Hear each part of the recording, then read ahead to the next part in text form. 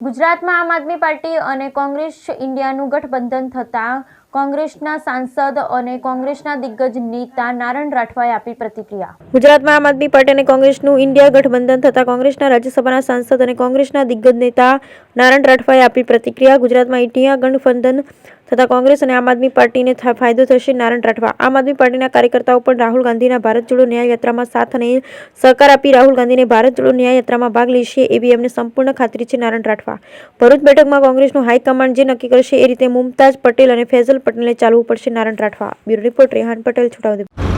देखो, गुजरातની આગામી 2024ની લોકસભા ચૂંટણી આવી રહી છે।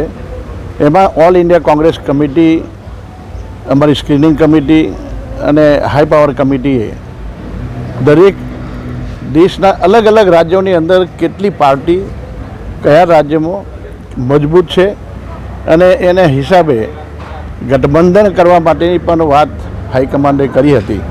એના ભાગરૂપે ગુજરાતમાં આજે 26 લોકસભાની સીટો આવેલી છે।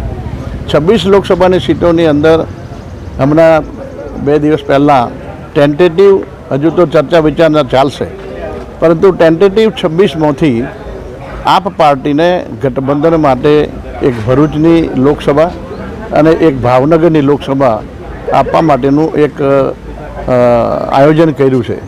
હજુ એમાં કદાચ ફેરફાર પણ થશે અને બીજી બી સીટો કદાચ આપવાની થાય તો કોંગ્રેસ પાર્ટી સાથે ચૂંટણી લડી અને બંને પાર્ટીની સીટો જીતે એના માટેનો વ્યૂહ રચેલો છે। તો એ 19 જેટલી ગઠબંધનની પાર્ટીઓ છે, એમાં ગુજરાતમાં ખાસ કરીને આપ પાર્ટીને આ 2 સીટોની ફાળવણી કરી છે। મને એમ લાગે છે કે કોંગ્રેસ પાર્ટીને પણ એમાં ફાયદો થાય, 24 સીટ રહેશે અને આપ પાર્ટીને પણ ફાયદો થાય। મતલબ છે કે ટૂંકમાં